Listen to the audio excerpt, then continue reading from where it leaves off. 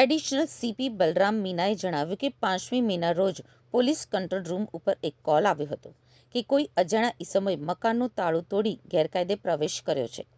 આ માહિતીના આધારે તપાસ શરૂ કરવામાં આવી હતી. તપાસ દરમિયાન એક સ્થળેથી 47 બિનવારસી મોબાઈલ મળી આવ્યા હતા. ત્યારબાદ પોલીસે વધુ તપાસ હાથ ધરી અને એક ઇલેક્ટ્રિક દુકાનના સીસીટીવી ફૂટેજ ચેક કર્યા હતા. ફૂટેજના આધારે 2 આરોપીઓને ઝડપી પાડવામાં આવ્યા હતા. પકડાયેલા આરોપીઓ પાસેથી વધુ 63 મોબાઈલ કબજે કરવામાં આવ્યા હતા. આમ કુલ 110 મોબાઈલ રિકવર કરવામાં સફળતા મળી છે. પોલીસે કુલ 30.54 લાખ રૂપિયાના મોબાઈલ જપ્ત કર્યા છે. પોલીસ તપાસમાં સામે આવ્યું છે કે આ સમગ્ર ગેંગમાં કુલ 9 આરોપીઓ સામેલ છે, જેમાંથી 7 આરોપીઓ હાલ ફરાર છે. ફરાર આરોપીઓ ઝારખંડના હોવાનું સામે આવ્યું છે, જ્યારે ઝડપાયેલા 2 આરોપીઓ પશ્ચિમ બંગાળના છે. આરોપીઓ અલગ અલગ રાજ્યોમાં જઈ ભાડે મકાન રાખતા હતા. 3 મુખ્ય આરોપીઓ ભાડેથી માણસો રાખીને મોબાઈલ ચોરી કરાવતા હતા. દરેક મોબાઈલ દીઠ આશરે 2000 રૂપિયા આપવામાં આવતા હતા. ચોરી કરાયેલા મોબાઈલ રેલવે સ્ટેશન, શાકભાજી બજાર, બસ સ્ટેશન સહિત ભીડભાડવાળા વિસ્તારોમાંથી ચોરવામાં આવતા. ચોરી કર્યા બાદ મોબાઈલ અન્ય સાગરીતોને સોંપવામાં આવતા અને પછી ભાડાના મકાનમાં એકત્રિત કરવામાં આવતા હતા. તારીખ 5ના દિવસે આપણે સુરત શહેર પોલીસ કંટ્રોલ રૂમની અંદર એક 100 નંબર ઉપર કોલ આવ્યો હતો. આ આખી વિગત એક 100 નંબરના કોલના આધારે ડિટેક્ટ થયેલી છે, એટલે આપણે કહી શકાય કે 100 નંબરના કોલના કેટલું ઇમ્પોર્ટન્સ છે. આમાં અત્યાર સુધી અમે ટોટલ 110 મોબાઈલ જે છે રિકવર કર્યા છે. જે વિગત છે એવી ધ્યાને આવી છે કે 100 નંબરમાં કોલ કરવાવાળા માણસે એમ કીધું હતું કે અમારા મકાનની અંદર કોઈ વ્યક્તિ તાળો તોડીને પોતાનો તાળો મારીને અંદર ઘૂસી ગયા છે. ત્યારે લોકલ પોલીસે ત્યાં તપાસ કરી. આ તપાસના અંતે ત્યાં તે મકાનની અંદરથી 47 જેવા મોબાઈલ્સ બિનવારસી હાલતમાં મળી આવ્યા હતા. એ મોબાઈલ્સના આધારે લિંબાયત પોલીસ સ્ટેશનની અંદર એક જાણવાજોગ દાખલ કરવામાં આવી અને આ જાણવાજોગની તપાસ અમારા લિંબાયત પોલીસ સ્ટેશનના પીઆઈ દ્વારા હાથ ધરવામાં આવી. જ્યારે બીજી વિગતો ધ્યાને આવી તેમાં આ રૂમની અંદર એક ખાલી ફેનનું જે કવર છે પડ્યું હતું. એ કવરની પણ તપાસ કરવામાં આવી. જે તપાસ કરતા અંતે એક ઇલેક્ટ્રિકની દુકાન ઉપરથી અમને અમુક સીસીટીવી જોવામાં મળ્યા. એ સીસીટીવીના આધારે આરોપીઓની શોધખોળ કરવામાં આવી.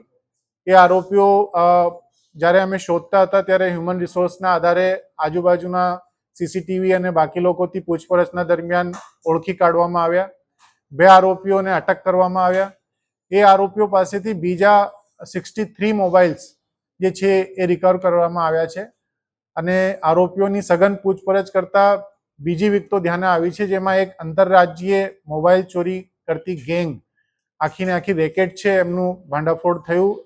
એમાં ટોટલ 9 આરોપીઓ સામે આવ્યા છે. જે 9 આરોપીઓમાંથી 2 આરોપીઓ અમારી પકડમાં છે.